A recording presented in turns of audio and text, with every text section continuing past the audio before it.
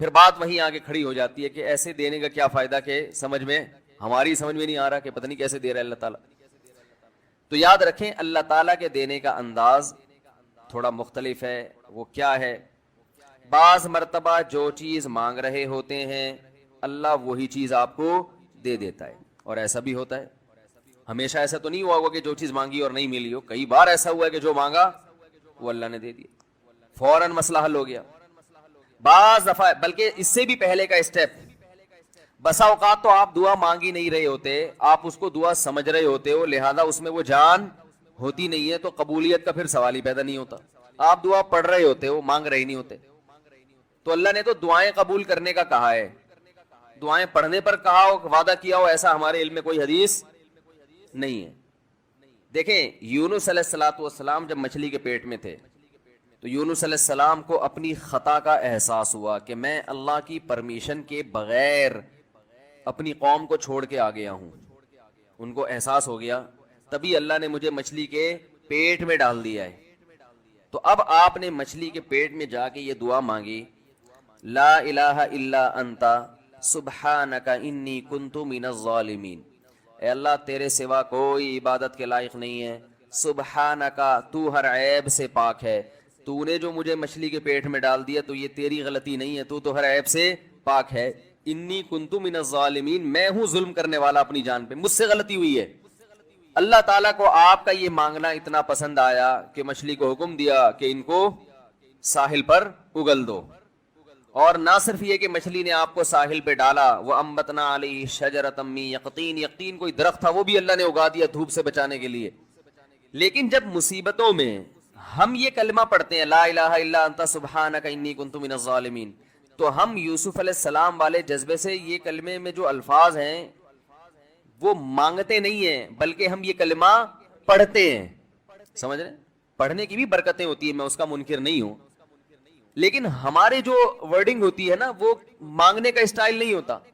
ہم چھوٹے بچے تھے تو مسجد میں آیت کریمہ کا ورد ہوا کرتا تھا کہ بھائی حالات خراب ہیں آج کل, امام صاحب اسپیکر پہ اعلان کر کے بلاتے تھے, آ جاؤ بھائی آیت کریمہ کا ورد ہوگا, لا الہ الا انت سبحانک انی کنت من الظالمین, 5 لاکھ دفعہ پڑھا جائے گا.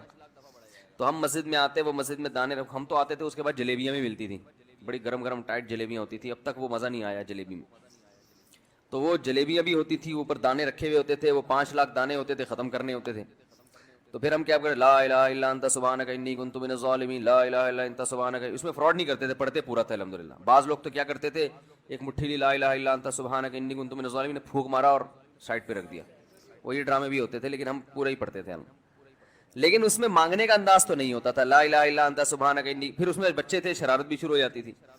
پھر دیکھ رہے ہیں کوئی ادھر دیکھ رہا ہے تو ایک دانہ اٹھایا, لا الہ الا انت سبحانک انی کنت من الظالمین, یوں کر کے اس کی ناک پہ مارا ہے. کوئی ادھر دیکھ رہا ہے تو اس کی جیب میں ڈال دیا.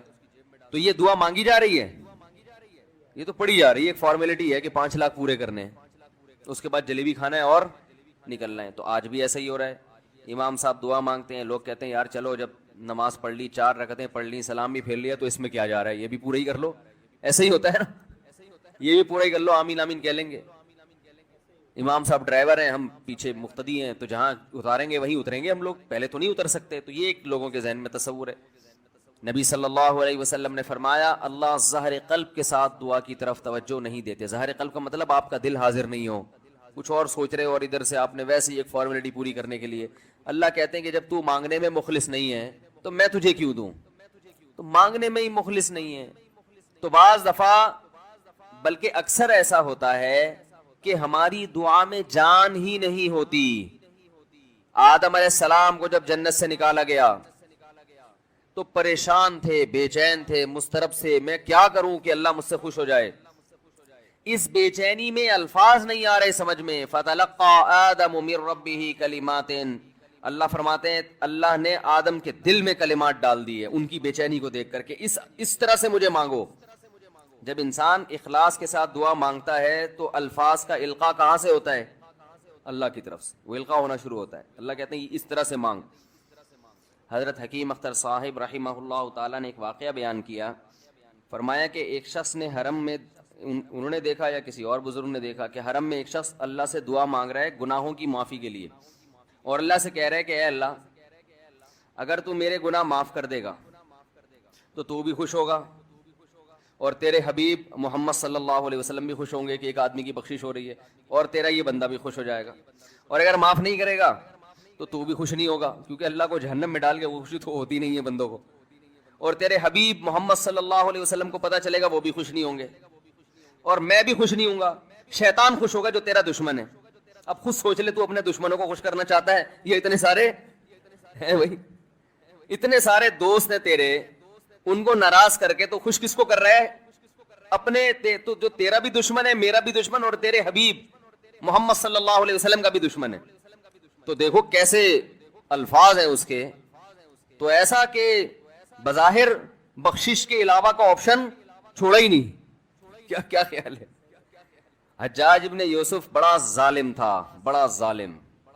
موت کا جب وقت آیا, تھے یہ لوگ ایمان والے, چاہے ظالم تھے, بدعمل تھے, لیکن اللہ پر ایمان بہرحال رکھتے تھے. ان کو پتا تھا کہ میں غلط کر رہا ہوں. جب موت کا وقت آیا تو کہنے لگا کہ اے اللہ, لوگ کہتے ہیں کہ تو مجھے نہیں بخشے گا, لوگ کہتے ہیں کہ میرے جیسے گناہگار کو تو نہیں بخش سکتا. بڑے عجیب الفاظ ہیں, اللہ کی رحمت کو جوش دلا رہا ہے کہ تو ایسا کر کے دکھا دے, یعنی کچھ ایسا کر کے دکھا دے کہ جو تیرے بارے میں لوگ گمان کر رہے ہیں وہ گمان کیا ہو جائے. یہ بالکل ایسے ہے جیسے کوئی بہت بڑا سیٹ ہو, آپ اس سے بہت زیادہ بڑا قرضہ مانگنے کے لیے جائیں جو کہ عام طور پر نہیں ملتا, لیکن آپ اس کو جوش دلا رہے ہو کہ لوگ کہتے ہیں کہ تو اتنا بڑا قرضہ نہیں دے سکتا, تو آج تو اپنی سخاوت دکھا دے کہ میں اتنا بڑا قرضہ بھی دے سکتا ہوں. تو مرتے ہوئے کیا کہنے لگا کہ اللہ یہ پبلک کہہ رہی ہے کہ تو مجھے نہیں بخش سکتا, یعنی یہ تیری رحمت کو چیلنج کر رہی ہے کہ اتنے بڑے گناہگار کو نہیں بخشے گا اللہ. تو آج کیا کر لے, تو یہ دکھا دے اپنی رحمت سے کہ میں اتنے بڑے گناہگار کو بھی معاف کر سکتا ہوں. اب پتہ نہیں اللہ نے معاف کیا نہیں کیا, وہ تو اللہ کا معاملہ اور حجاج بن یوسف کا معاملہ, لیکن علماء کہتے ہیں یہ اس نے الفاظ بڑے ڈینجرس کہے ہیں مرتے وقت. ڈینجرس کا مطلب یعنی دوسرے معنی میں ایسے ہے کہ اس نے اللہ کی عرش کو ہلا دیا ہوگا. اللہ کو مانگنا اتنا پسند ہے. پہلی بات تو یہ ذہن میں رکھیں کہ اس سے بڑی کوئی عبادت نہیں ہے دعا سے, اور دعا سے مشکل کوئی عبادت نہیں ہے. نماز پڑھنا آسان ہے, زکوٰۃ دینا آسان ہے, روزہ رکھنا بھی آسان. سب سے مشکل کام کیا ہے؟ دعا مانگنا. اسی وجہ سے ہم نے جن لوگوں کو دیکھا کہ وہ واقعی دیندار ہیں, اللہ والے ہیں, ہم نے صرف انہی کو دعائیں مانگتے ہوئے دیکھا ہے. عام لوگوں کو ہم نے دعاؤں کو اتنا فوکس کرتے ہوئے نہیں دیکھا. وہ دوسری چیزوں کو زیادہ فوکس کرتے ہیں, دعاؤں پہ زیادہ زور نہیں ہوتا ان کا. وظیفوں پہ تو ہوگا صبح شام, یہ والا اتنی دفعہ, وہ والا اتنی دفعہ, وہ بھاگ گئی واپس آ جائے اس کے لیے اتنی دفعہ, وہ جا نہیں رہی اس کے لیے اتنی دفعہ. یہ وظیفوں پہ تو ہوگا زور. ایسے ہوتا ہے نا ہاتھ اٹھا کے اللہ سے گڑگڑا کے مانگا جائے, یہ چیزیں کم. میں جب حج پہ گیا تو اپنے شیخ مرشد کے ساتھ تھا.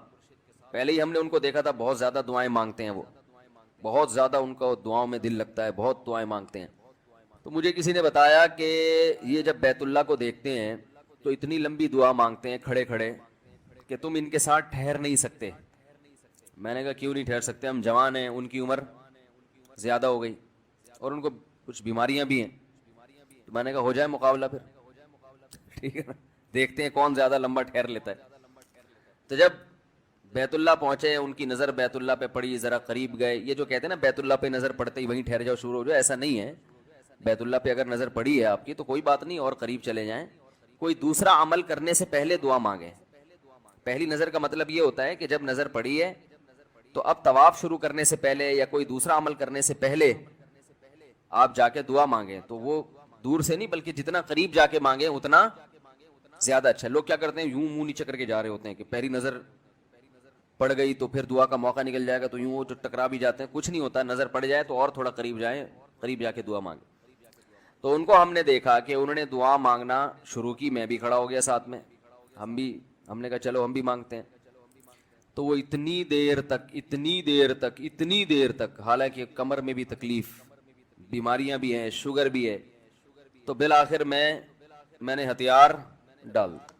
میں نے کہا میں اتنی دیر کھڑا نہیں ہو سکتا. اور میں پھر اب بیٹھتے ہوئے شرم بھی آ رہی تھی کہ وہ بولیں کہ میری عمر زیادہ ہے اور یہ دیکھو ابھی جوان, شادیاں تو کرتا رہتا ہے, تو یہ کیا شادیاں کرے گا جو اب کھڑا نہیں ہو سکتا اتنی دیر. تو وہ اتنی دیر ہو گئی تو میں بیٹھ گیا واقعی. تو کئی ایسے ہمارے اکابر گزرے ہیں، بزرگ گزرے ہیں، 1 گھنٹہ 2 گھنٹہ 3 گھنٹہ مرکز میں، تبلیغی مرکز میں کسی نے بتایا کہ ایک بزرگ کو میں نے دیکھا صبح اشراق کے وقت دعا مانگنا شروع کی ہے اور ظہر کی نماز میں اٹھے، اشراق کے وقت دعا مانگنا شروع کی اور کب اٹھے؟ یہ وہ لوگ تھے جن کا دعاؤں میں دل لگتا تھا۔ اب بتائیں دعا مشکل عبادت ہے یا نہیں ہے؟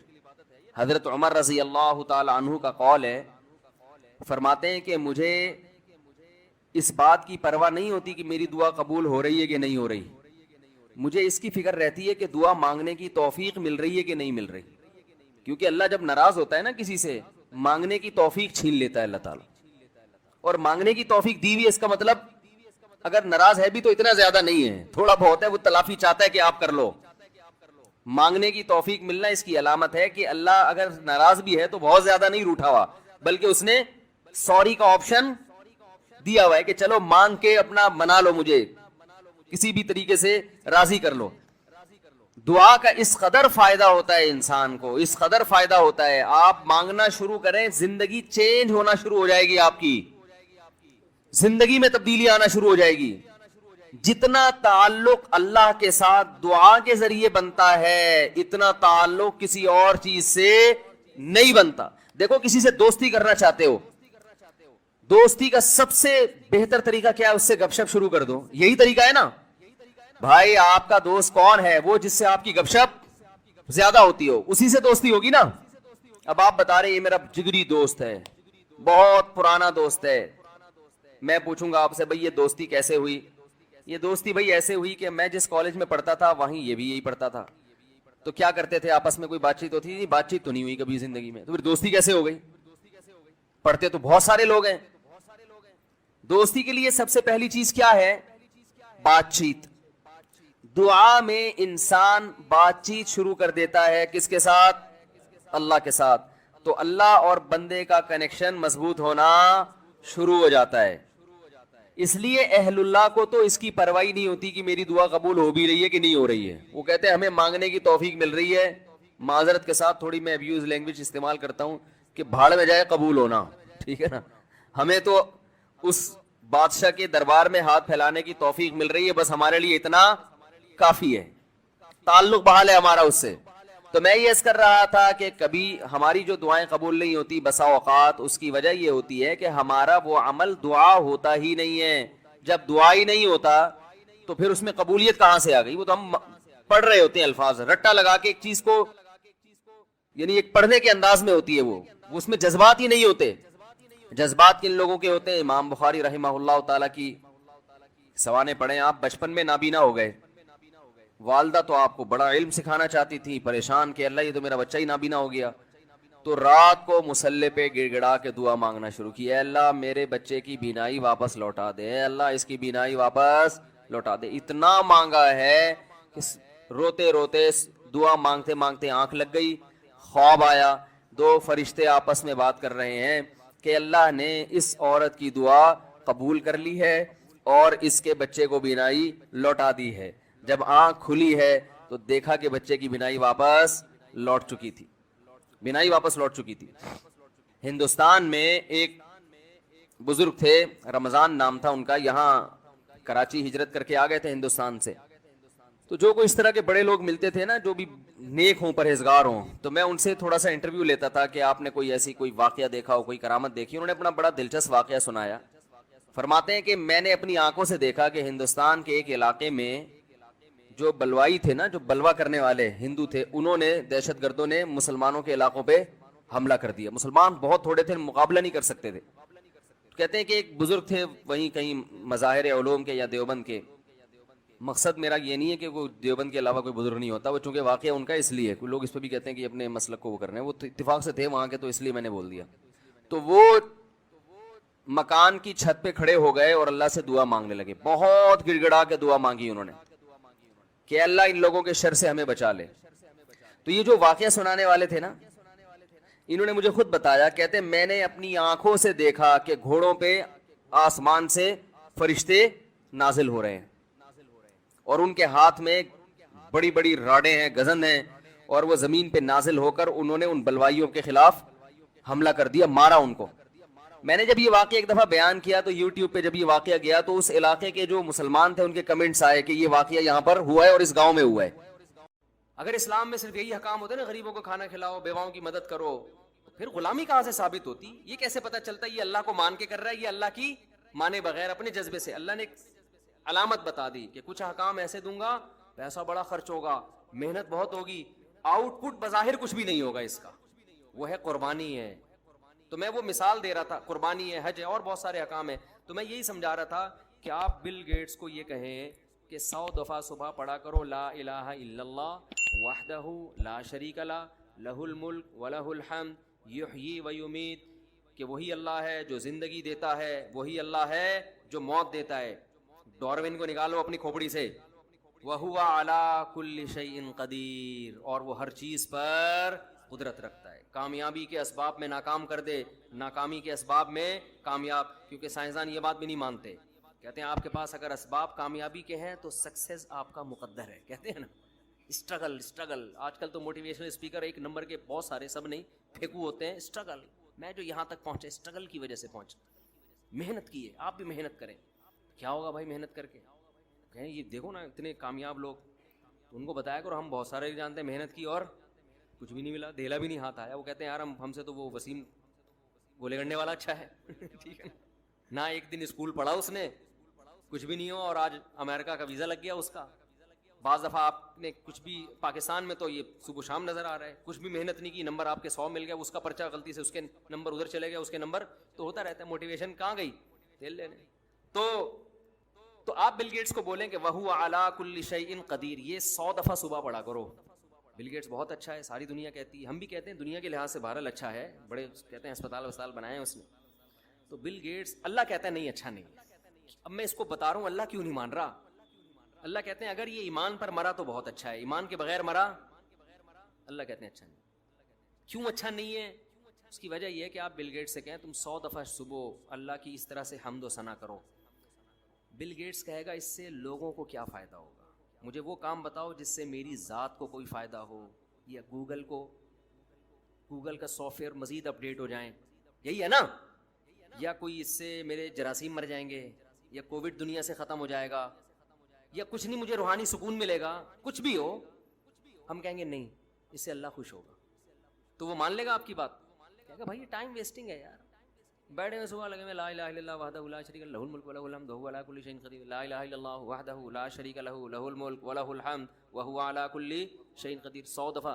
ہمارے نبی نے کیا فرمایا, جو یہ تسبیح صبح 100 دفعہ پڑھے گا اتنی نیکیاں اپنے اعمال میں جمع کرے گا کہ اس سے زیادہ نیکیاں اس دن وہی کر سکتا ہے جو اس سے بھی زیادہ دفعہ پڑھ لے. کیوں؟ اس میں آپ اپنے آپ کو بنانے والے کا غلام شو کر رہے ہو, اور اپنی زبان سے اس کی وہ تعریفیں کر رہے ہو کہ دنیا میں کسی کے پاس ان تعریفوں کا ٹائم نہیں ہے. دنیا میں آپ کو عمران خان کی تعریفیں کرنے والے بھی ملیں گے, اور دنیا میں آپ کو مسلم لیگ کی تعریف کرنے والے بھی ملیں گے, دنیا میں آپ کو سائنسدانوں کی تعریف کرنے والے بھی ملیں گے, دنیا میں آپ کو فنکاروں اداکاروں کی تعریف کرنے والے بھی ملیں گے, دنیا میں آپ کو گلوکاروں کی آوازوں کی تعریف کرنے والے ملیں گے, دنیا میں آپ کو کھلاڑیوں کی تعریف کرنے والے ملیں گے, کیا کھیلتا ہے یار, کیا آخری بال پہ چھکے مارتا ہے. دنیا میں آپ کو باڈی بلڈروں کی تعریف کرنے والے بھی ملیں گے, یار کیا خوبصورت اسپیڈ بریکر بنائے ہوئے ہیں اس نے اپنی باڈی میں, ہیں بھائی. اور دنیا میں آپ کو فزیکل جو فٹنس کا بڑا خیال کرتے ہیں اور بڑے فٹ ہو جاتے ہیں, ان کا بھی یار اس کی تو کمر ہی مارکیٹ سے کیا ہو گئی ہے, شارٹ ہو گئی ہے. ایک صاحب اتنی کمر پتلی کرنے میں لگے ہوئے, میں نے کہا یار ناڑا باندھنے کی جگہ چھوڑ دینا, اتنی ٹینشن نہ لو کہ پتہ چلا ناڑا باندھنے کی جگہ ہی نہیں مل رہی, زاربند باندھنے کی جگہ ہی نہیں مل رہی. تو ہر آدمی پر نا ایک خبط سوار ہو جاتا ہے.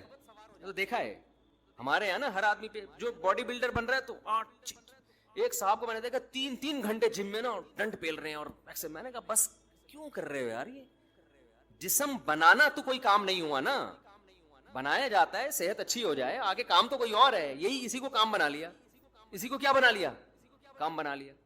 تو خیر وہ تو ایک الگ ٹاپک ہے. تو ہر ایک کی تعریف ہو رہی ہے, اللہ کی تعریف کرنے والے مارکیٹ میں کیا ہیں, شارٹ ہے, وہ نہیں ہے, دل ہی نہیں لگتا. اب آپ کہنا یار یہ تسبیح صبح لے کے بیٹھ جاؤ, بورنگ کام لگتا ہے یار بیٹھے میں, لا الہ الا اللہ وحدہ لا شریک لہ لہ الم. ہم تو بچپن میں چھوٹے بچے تھے نا, تو جب ہماری مسجد میں آیت کریمہ کا ورد ہوتا تھا, مولوی صاحب اعلان کرتے تھے کراچی کے حالات بہت خراب ہیں، 1.25 لاکھ دفعہ پتہ نہیں 5 لاکھ دفعہ یہ تسبیح پڑھنی ہے، لا الہ الا اللہ وحد لا الہ الا انت سبحانک انی کنت من الظالمین. تمام محلے کے حضرات سے گزارش ہے مسجد میں آ جائیں. اور اس کے بعد بہترین گرم گرم جلیبیاں ملتی تھی، بڑی گرم گرم. آپ گرم جلیبی کھاؤ نا، بھوک بھی لگ رہی ہے، بڑا مزہ آتا ہے. تو ہم پہنچ جاتے تھے، جلیبیوں کی نیت ہوتی تھی ہماری، بچے تھے اور سارے بچے ہی آئے ہوئے تھے، بڑے بھی نہیں آئے ہوئے، بڑے نہیں آئے ہوئے تھے. بڑوں کو تھا ملک کے حالات جتنے مرضی خراب ہو جائیں کون جائے گا بھائی، اتنے 1.25 لاکھ 5 لاکھ مکمل کرنا آسان تو نہیں ہے. تو ہمارے سامنے وہ دانے رکھے ہوئے ہوتے تھے اس کے کھجور کے، تو بھئی یہ 5 لاکھ دانے مثلا یہ کمپلیٹ کرنے. تو ہم لوگ ایسے کر رہے تھے، لا الہ الا انت سبحانک انی کنت من الظالمین. ایک دانہ اٹھایا اگلے کی جیب میں پھینک دیا نا، کھیل بھی چل رہا ہے. ایک لا الہ الا انت سبحانک انی کنت من الظالمین، پھر ایسے گھننے بن گئے. وہ اس کو لگا کس نے مارا بے. اچھا یہ تسبیح بھی، کیونکہ مولوی صاحب نگرانی کر رہے ہوتے تھے نا کہ یہ تسبیح چل بھی رہی ہے کہ نہیں. اچھا اتنا ہمیں ڈر ہوتا تھا کہ یار یہ تسبیح صحیح ختم کرنے ہیں تاکہ خواتین کا لوہے کی انگوٹھی پہننا، کیا خواتین لوہے کی انگوٹھی پہن کر نماز پڑھ سکتی ہے؟ بنت آدم کراچی سے. بڑا اختلافی مسئلہ ہے علماء کے درمیان کہ خواتین لوہے کی انگوٹھی پہن سکتے ہیں نہیں پہن سکتی. بہرحال یعنی بعض علماء جائز کہتے ہیں، بعض ناجائز کہتے ہیں. تو ہمارا فتویٰ اگرچہ گنجائشی کا ہے کہ گنجائش ہے پہن سکتی عورت، لیکن احتیاط کرے تو اچھا ہے، سونے چاندی کی پہنے انگوٹھی تو زیادہ اچھا ہے. روزے میں انہیلر استعمال کرنے کا حکم، کیا روزے کی حالت میں انہیلر استعمال کیا جا سکتا ہے جبکہ سانس لینے میں دشواری ہوتی ہو؟ انجم نذیر. سانس لینے میں اگر روزے میں انہیلر لینے کی ضرورت پڑ رہی ہے تو انہیلر لے کے روزہ توڑ دیں، لیکن روزہ بہرحال ٹوٹ جائے گا، بعد میں اس کی قضا کر سکتے ہیں تو قضا کریں ورنہ فدیہ دیں. تو انہیلر کے استعمال سے روزہ ٹوٹ جاتا ہے کیونکہ اس میں دوا کے ذرات ہوتے ہیں جو اتر جاتے ہیں پھیپھڑوں میں. البتہ ایسی مجبوری میں روزہ توڑنا جائز ہوگا، گناہ نہیں ہوگا. بلا وجہ کیڑے مکوڑے مارنا، کیا یہ جائز ہے؟ بنت آدم کراچی سے. بلا وجہ کیڑے مکوڑے مارنا کیسا ہے؟ گھروں میں جو کیڑے مکوڑے ہوتے ہیں ان کو مارنا جائز ہے، کیونکہ ان کو مارنا بلا وجہ نہیں ہے. اگر آپ کا مقصد یہ کہ گھر میں کیڑے مکوڑے ہمیں تو کچھ کہہ نہیں رہے ہم ان کو مار سکتے ہیں، تو وہی اس لیے مار سکتے ہیں کہ وہ گھر ہے، وہ کوئی جنگل تھوڑی ہے جہاں کیڑے مکوڑے آ کے رہ رہے ہوں. تو لیکن باہر گلی محلے میں خام خواہ میں مکوڑے جا رہے ہیں ان کو کچل دیا جیسے لوگ کر رہے ہوتے ہیں، تو وہ عمل اچھا نہیں ہے. حدیث میں آتا ہے کہ ایک پیغمبر تھے تو ایک چیونٹی نے ان کو کاٹ لیا، تو وہ جتنی ساری چونٹیاں تھیں پیغمبر نے وہ ساری چونٹیاں مار ڈالی. تو اللہ نے ان کو وحی دی، وحی کی حل واحدتن، کہ ایک چونٹی جس نے آپ کو کاٹا تھا اس کے علاوہ چونٹیوں کو آپ نے کیوں مارا. تو اس سے پتہ چلتا ہے کہ جانور کو بھی بلا وجہ مارنا جائز نہیں ہے، چاہے وہ چونٹی ہی کیوں نہ ہو. یہ نہیں کہ اب گھروں میں بھی آپ چونٹیوں کی حفاظت کرنا شروع کر دیں. گھروں میں تو انسان رہتے ہیں تو وہاں چونٹیاں اور مکوڑوں کے لیے جو فنائل وغیرہ کا پوچھا لگایا جاتا ہے وہ بالکل جائز ہے تاکہ گھر سے یہ چیزیں ختم ہوں. لیکن گلی محلے میں اور ہر جگہ جا کے بلا وجہ مکوڑے یا چونٹیوں کو مارنا یہ صحیح عمل نہیں ہے شریعت کی روشنی میں. البتہ جہاں جو نقصان دہ جانور ہیں وہ مار سکتے ہیں. فیڈ کراتے وقت قرآن مجید پڑھنے کا حکم، کیا بچے کو دودھ پلاتے وقت قرآن مجید پڑھا یا سنا جا سکتا ہے؟ بنت حوا کراچی سے. جی ہاں بالکل، پڑھا بھی جا سکتا ہے، سنا بھی جا سکتا ہے، سنایا بھی جا سکتا ہے. حالت حیض میں ناخن کاٹنے کا حکم، رات میں ناخن کاٹنا اور رات میں جھاڑو دینا شریعت کے اعتبار سے کیسا ہے؟ نیز حالت حیض میں ناخن کاٹ سکتے ہیں یا نہیں، اور فرض غسل میں کوئی دعا پڑھنی چاہیے یا نہیں؟ بنت سراج لکھنؤ سے. رات میں ناخن کاٹنا، رات میں جھاڑو دینا بالکل جائز ہے، کوئی حرج نہیں ہے اس میں. ناخن جب بڑھ جائیں کاٹ دیں، چاہے رات ہو یا دن ہو. جب گھر میں ڈسٹ ہو اور گرد و غبار ہو جھاڑو دے دیں، چاہے رات ہو یا دن ہو. حالت حیض میں ناخن کاٹ سکتے ہیں، کوئی حرج نہیں ہے. اور فرض غسل میں کوئی دعا پڑھنی چاہیے یا نہیں؟ میرے علم میں نہیں ہے کوئی دعا فرض غسل کے لیے. عورتوں کا یوٹیوب چینل چلانا کیسا ہے؟ کیا عورتیں یوٹیوب پر معلوماتی چینل کے لیے اپنی آواز کا استعمال کر سکتی ہیں اور اس کی آمدنی استعمال کر سکتی ہیں یا نہیں؟ اہلیہ ماجد انصاری کراچی سے. جوان لڑکی اگر پردے کے بغیر یوٹیوب چینل پر آتی ہے وہ تو بالکل ناجائز ہے، حرام ہے. البتہ اس سے اس کی ارننگ کا تعلق اس عورت کے پروگرام سے ہے کہ وہ لوگوں کو سکھا کیا رہی ہے. اگر کوئی جائز بات سکھا رہی ہے تو ارننگ حلال ہوگی. یعنی مثال کے طور پر کوئی خاتون ہے جو پردے میں نہیں ہے، جوان بھی ہے، اور وہ بے پردہ ہو کے جو ہے وہ یوٹیوب چینل پہ لوگوں کو یعنی چینل پہ کوکنگ سکھا رہی ہے، تو کوکنگ چونکہ ایک بذات خود ایک جائز عمل ہے اس لیے اس کی ارننگ حلال ہوگی، ارننگ ناجائز نہیں ہے.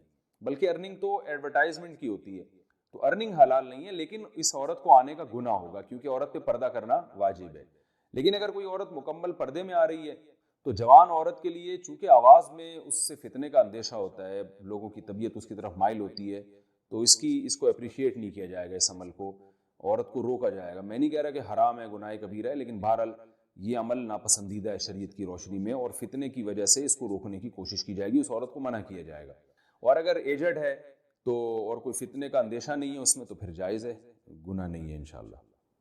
یہ جو بعض لوگ بہت ہی حیا کے خلاف مسائل پوچھتے ہیں، تو میں حیا کے خلاف مسئلہ پوچھنے سے منع نہیں کرتا، لیکن میں کہتا ہوں وہ انفرادی طور پہ پوچھیں. عام طور پر میں 5 سے 6 کے درمیان شام کو کال ریسیو کرتا ہوں، تو وہ پھر اسی طرح کھلے عام جو ہے نا وہ ریکارڈنگ اس کی ٹھیک نہیں ہوتی، کیونکہ گھروں میں سب اجتماعی سطح پہ بھی میری یہ چینل سن رہے ہوتے ہیں، خواتین بھی بیٹھی ہوتی ہیں، بیٹیاں بھی بیٹھی ہوتی ہیں، باپ بھی بیٹھا ہے، تو بیٹیاں باپ کے سامنے اس طرح حیا سوز مسائل سنیں، یہ پھر حیا اور شرم کے خلاف ہے.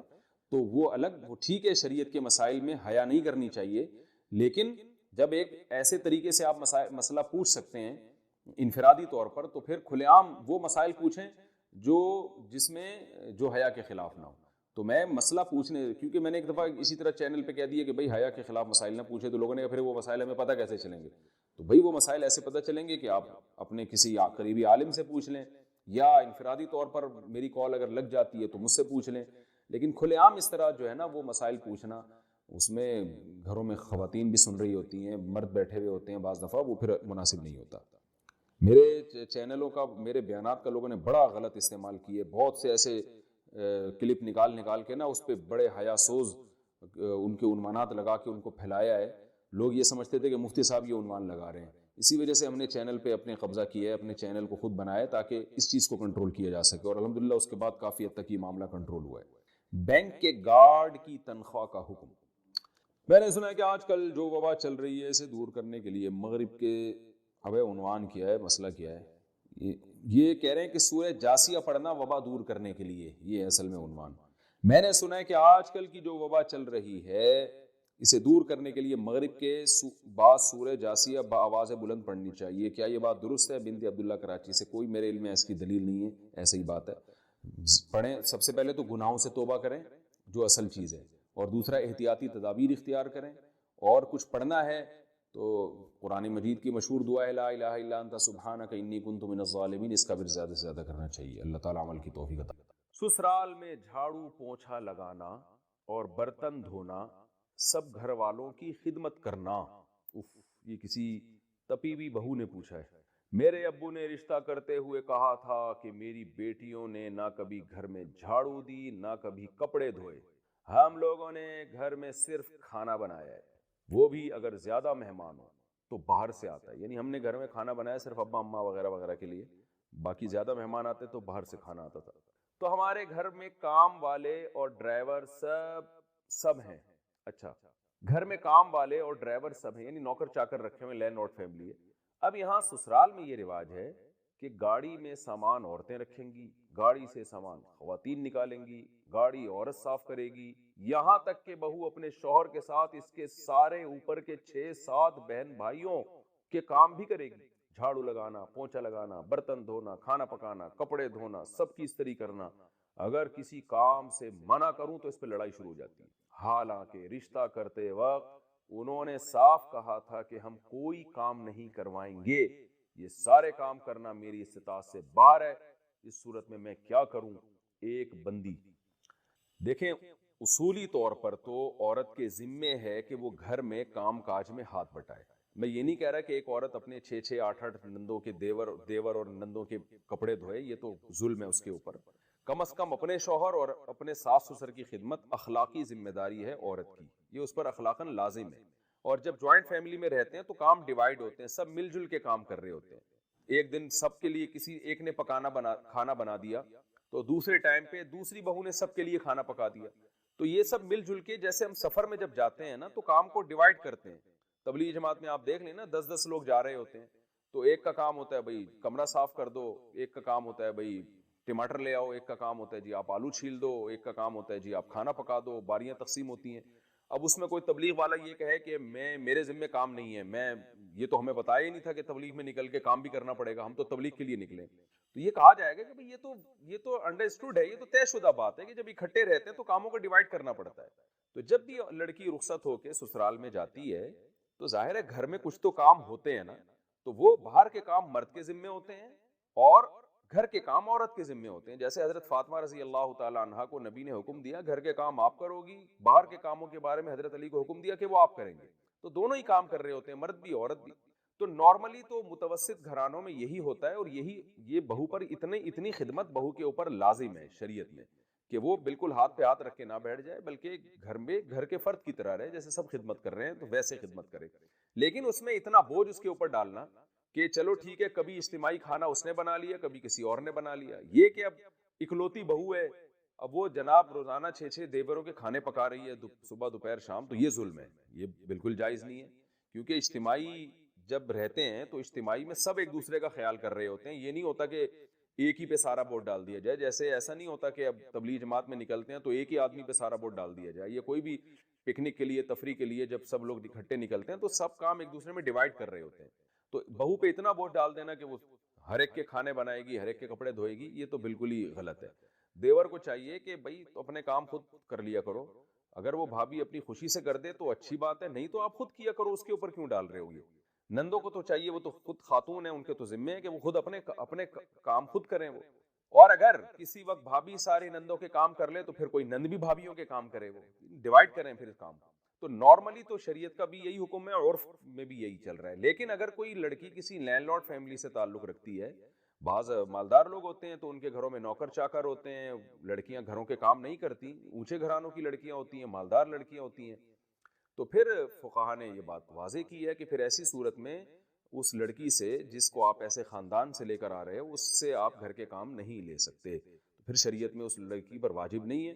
تو اگر واقعی آپ اتنے لینڈ لارڈ فیملی سے آپ کا تعلق ہے کہ آپ کے گھر میں نوکر چاکر ہوتے ہیں, ڈرائیور ہوتے ہیں, اور یہ گھر میں کھانا صرف آپ لوگ بناتے تھے, باقی سارے کام نوکر چاکر سے لیے جاتے تھے, اور آپ کے والد نے کمال یہ کہ پہلے بتا بھی دیا کہ بھئی ہمارے گھر کا اسٹینڈرڈ یہ ہے, لیونگ اسٹینڈرڈ ہمارا اس طرح کا ہے کہ ہماری گھر کی عورتیں کام نہیں کرتی, ہم نوکر چاکر سے کام لیتے ہیں. تو اگر اللہ نے کسی کو مالی وسعت دی ہو تو یہ بھی ٹھیک ہے. ظاہر ہے پیسہ اللہ جب دیتے ہیں تو حدیث میں آتا ہے ان اللہ یحب ان یرا اثر نعمته علی عبده, اللہ یہ چاہتے ہیں کہ اس کی نعمت کے اثرات اس پہ نظر آئیں. تو اللہ نے کسی کو مالی وسعت دی اور اس بیس پر اس نے ملازم رکھ لی ہیں تو بھی ٹھیک ہے. تو اگر آپ کے گھر میں ملازم ہیں اور آپ لوگ پوچھا ووچھا نہیں لگاتے تھے, گھر میں رواج نہیں ہے آپ لوگوں کے یہاں, دولت ہے اللہ نے اہل ثروت میں بنایا ہے, تو پھر آپ کے سسرال کے لیے اس طرح کے کام آپ سے لینا یہ جائز نہیں ہے, یہ ظلم کے زمرے میں آئے گا. بلکہ فقہا نے یہاں تک لکھا ہے کہ کسی لڑکی اگر ایسے مالدار گھرانے سے جہاں خادم تھے تو الٹا شوہر پر لازم ہوگا کہ وہ بیوی کے لیے کسی خادم کا انتظام کرے, کیونکہ وہ خود کام کے عادی نہیں ہے, ایسے لینڈ لارڈ فیملی سے ان کا تعلق ہے. اور خاص طور پر یہ گھر کے باہر کے کام کے گاڑی کا سامان بھی بیوی بیگم اٹھا کے گھر میں لے کے جائے گی, یہ تو ویسے ہی غیرت کے بھی خلاف معلوم ہوتا ہے. یہ کام تو غریب گھرانوں میں بھی مرد خود کر رہے ہوتے ہیں, غریب گھرانوں میں بھی یہ کام مرد خود کرتے ہیں. گھر کے باہر کے, یہ تو باہر میں آتا ہے نا, گاڑی تو باہر ہوتی ہے, یا چلے گاڑی گیرج میں آ چکی ہے تو بھی ویٹ اٹھانے والے جتنے کام ہیں, وزن والے کام ہیں, وہ اکثر مرد کرتے ہیں, وہ خواتین نہیں کر رہی ہوتی. تو اس لیے اگر آپ لینڈ لارڈ فیملی سے آپ کا تعلق ہے تو پھر شوہر کے لیے آپ سے پوچھا لگوانا, جھاڑو لگوانا اور برتن دھلوانا یہ سب چیزیں جائز نہیں ہیں. اس خاص کنڈیشن کی بات کر رہا ہوں, ایسا نہ ہو کہ ساری دنیا کی ساری بہویں بالکل اپاہج ہو کے بیٹھ جائیں کہ کوئی لازم نہیں ہے. تو بہت ہی کوئی لینڈ لارڈ فیملی سے تعلق ہے تو ٹھیک ہے, ورنہ نارملی تو یہ سب چیزیں سب کر رہے ہوتے ہیں اور سب پر اخلاقی ذمہ داری بھی ہے. تو پھر آپ کے شوہر آپ پہ ظلم کر رہے ہیں, تو باقی کرے کیا, اپنے شوہر کو یہ مسئلہ بتا دیں. فتویٰ بھی لے سکتی ہیں آپ جامعۃ الرشید سے یا بنوری ٹاؤن سے یا دارالعلوم کرنگی سے کہ بھئی میرا تعلق ایسی فیملی سے ہے تو کیا میرا شوہر میرے لیے خدمت لے سکتے ہیں, تو فتویٰ ان کو دکھا دیں. شوہر میں اگر اللہ کا خوف ہوگا تو سمجھ میں آ جائے گی بات, خوف نہیں ہوگا تو آپ کو پتہ ہے کہ پولیس تو یہ کام کرتی نہیں ہے. پھر آج کل یہ کام بس پھر کیا کرنا ہے آپ نے, یہ آپ جانیں, آپ کے گھر والے جانیں. میں نے تو شرعی مسئلہ بتا دیا آپ کو. دوسرا ایک اور مسئلہ, ابھی ایک نیا مسئلہ, کیونکہ فوراً جب فتنہ ہوتا ہے نا اسی وقت اس کے خلاف بولنا شروع کر دو تو دب جاتا ہے. نیا مسئلہ بھی آج کل کھڑا ہو گیا ہے. بعض اسکالرز نے یہ کہنا شروع کر دیا کہ والدین کی اطاعت کا قرآن میں کہیں بھی حکم نہیں ہے. والدین کے ساتھ حسن سلوک کا تو حکم ہے, ان کی اطاعت کا حکم نہیں ہے. کمنٹس میں نیچے ماشاءاللہ ویل ڈن, یہ ہیں صحیح محقق, یہ ہیں صحیح اسکالر, یہ ہوتے ہیں بھئی والدین کے ساتھ اچھے سلوک کا تو حکم ہے, اطاعت کا حکم نہیں ہے. اتنی شدید وعید ہے نا. نبی سے جب پوچھا گیا نا اکبر الکبائر, کبیرہ کے بھی بڑے گناہوں میں کون سا بڑا گناہ ہے, تو اس میں آپ نے عقوق الوالدین, عقوق نافرمانی کو کہتے ہیں, والدین کی نافرمانی. یہ لوگ چاہ رہے ہیں کہ قرآن و سنت کا لیبل لگا کے ہمیں انگریز بنا دیں, گورا بنا دیں, نہ باپ کا پتا نہ, ورنہ اچھا سلوک تو انگریز بھی اپنے ماں باپ کے ساتھ کرتا ہے, وہ کون سا کوئی جوتے مارتا ہے ان کو, ان کے اچھا سلوک یہی ہے کہ بڑھاپے میں اولڈ ہاؤس میں جمع کرا دو, یہ اچھا سلوک ہے. وہ کہتے کیئر زیادہ ہوتی ہے, ہمیں اجازت نہیں ہے. تو ماں باپ کی اطاعت کرنا بھی لازم ہے. ہاں یہ ضرور ہے کہ اس اطاعت کی ایک حدود ہے, سب سے بڑی حدود یہ شریعت کے خلاف حکم ماننا لازم نہیں ہے. کوئی ایسا حکم جس میں کسی پہ ظلم ہو رہا ہو, جیسے ماں کے کہنے پہ بیوی پہ ظلم کرنا شروع کر دینا, یہ جائز نہیں ہے. اسی طرح شریعت نے کچھ بنیادی رائٹس ہر شخص کو دیے ہیں, کچھ بنیادی حقوق دیے ہیں, جس کو آپ اسلام کی زبان میں ہیومن رائٹس کہہ سکتے ہیں. اس میں ماں باپ کی اطاعت لازم نہیں ہے. ہر انسان کی ایک انڈیویجول لائف بھی ہوتی ہے. مثال کے طور پر آپ کو ڈاکٹر بننے کا شوق ہے, ابا کہہ رہے نہیں تو تاجر بنے گا, زبردستی کا تاجر بنا رہے ہیں آپ کو, تو آپ پر اطاعت لازم نہیں ہے. بھائی میں میڈیکل سائنس میں مجھے دلچسپی ہے, ابا کہہ رہے ہیں کہ تو تاجر بنے گا, آپ کو ڈاکٹر بننے کا شوق ہے, تو اس میں زبردستی والدین نہیں کر سکتے. اسی طرح نکاح کا مسئلہ بار بار بیان کرتا رہتا ہوں, آپ اپنے خرچے پہ نکاح کرنا چاہ رہے ہو, والدین کو روکنے کا حق نہیں ہے, کیونکہ یہ انسان کے بنیادی حقوق ہیں. آپ سفر کرنا چاہتے ہو, والدین زبردستی روک رہے ہیں آپ کو, جبکہ ان کو کوئی نقصان بھی نہیں ہے آپ کے سفر کرنے سے. تو ٹریولنگ یہ ہر ایک کا بنیادی حق ہے, اس ٹریولنگ میں اگر آپ کو کوئی فائدہ ہے, یا ایسا حکم دے رہے ہیں جس میں ان کا کوئی نقصان نہیں ہے, پھر بھی آپ پہ بلا وجہ کے حکم مسلط کر رہے ہیں. بعض ہوتے ہیں بس چڑچڑے طبیعت ہو جاتی ہے ان کی, بلا وجہ کا آرڈر جاری کر رہے ہوتے ہیں, حالانکہ اس آرڈر کو پورا کرنے میں ان کا کوئی فائدہ نہیں ہے, تو وہ ایک الگ بات ہے. لیکن نارملی مباح چیزوں میں ماں باپ جب کسی بات کا حکم دے دیں تو شریعت میں ان کی اطاعت لازم ہے. آپ کے پاس نو کا آپشن نہیں ہے اس میں. یہاں تک کہ چاروں ائمہ کا اس پر اتفاق ہے, اور یہ مسئلہ حدیث سے نکالا ہے, کہ اگر نفل نماز بھی آپ پڑھ رہے ہیں نا, اور ماں اور باپ نے آپ کو کوئی آرڈر دیا, کوئی حکم دیا, تو آپ پر لازم ہے کہ آپ شرعن آپ کے لیے جائز ہے کہ آپ نماز توڑ دیں, اس کی پکار کا جواب دیں. اتنی شدید تاکیدات ہیں. اور ایک اسکالر نے بڑے آرام سے کہہ دیا کہ اسلام میں ماں باپ کے ساتھ اچھے سلوک کا تو حکم ہے, لیکن ماں باپ کی اطاعت کہیں بھی لازم نہیں ہے. ہوتا یہ ہے کہ جو ممی ڈیڈی ٹائپ کے مسلمان ہوتے ہیں نا, ممی ڈیڈی, دیکھو اسلام سے مسلمان کا رشتہ بہت مضبوط ہوتا ہے. آپ لوگ مجھے لگ رہا ہے ٹینشن میں آ رہے ہو تھوڑا سا, آج مجھے لگ رہا ہے محسوس سا ہو رہا ہے مجھے. مسلمانوں کی دو قسمیں ہیں. دیکھو انسانوں کی تین قسمیں ہیں. ایک تو بالکل کافر, جس کو پشتو میں کہتے ہیں کافر کا بچہ. پشتو میں کیا کہتے ہیں؟ کافر کا بچہ. تو وہ تو مانتا ہی نہیں نا اسلام کو, تو اس کو تو ماں باپ کے حقوق سمجھاؤ سکھاؤ, اس کی صحت پہ کوئی فرق نہیں پڑتا. پھر جو مسلمان ہیں ان کی دو قسمیں ہیں. ایک ہے ماڈرن مسلمان, جن کا کلمے کا رشتہ قائم ہے, بچپن میں ختنے ہو گئی تھی ان کی, اور ابا اماں مسلمان تھے, تو تھوڑا بہت اسلام سے رشتہ ہے, اور اسلام میں اٹریکشن اتنی ہے, اسلام کو چھوڑنا آسان نہیں ہے. کہ انسان ایک دفعہ جب اسلام میں اس کلچر میں آ جائے نا, وہ کہے گا بھائی سب کچھ ہو جائے گا, دنیا چھوڑ دوں گا, اسلام نہیں چھوڑوں گا. اسلام چھوڑنا آسان نہیں ہے. بہت ہی کوئی بدبخت قسم کے لوگ ہوتے ہیں, بہت ہی پتھر دل ہوتے ہیں جو اسلام چھوڑ دیتے ہیں. تو اس میں اللہ نے حسن اتنا رکھا ہے نا, جو ایک دفعہ اسلام کا چاشنی چکھ لے, مزہ چکھ لے, کہاں چھوڑے گا. لیکن ان سے عمل ہوتا نہیں ہے, رہے وہ یورپ میں, امریکہ میں, گوروں کے ساتھ ماڈرن لائف, تو ان کو ماڈرن اسلام چاہیے ہوتا ہے. ایسا اسلام جس میں لیبل بھی اسلام کا لگ جائے اور کرتوت سارے انگریزوں والے ہوں. گورا ٹینشن لیس زندگی گزارتا ہے, ماں کی ٹینشن بھی نہیں ہے, باپ کی ٹینشن بھی نہیں ہے, وائف کی ٹینشن بھی نہیں, اور وائف کو ہسبینڈ کی ٹینشن بھی نہیں ہے. ہسبینڈ ہو کے بھی اس کی ٹینشن نہیں ہے, کیونکہ وہ ہسبینڈ کسی کام کا ہوتا نہیں ہے, کیونکہ اس ہسبینڈ کے ہوتے ہوئے وائف کا ریلیشن جمشید سے بھی ہو سکتا ہے, غفار سے بھی ہو سکتا ہے. انگریزوں میں یہ ابھی میں تو پورا اسٹڈی کر کے آیا ہوں, وکیلوں سے پوچھا میں نے لا کیا چل رہا ہے, اگر انہوں نے کہا سب سیٹ ہے.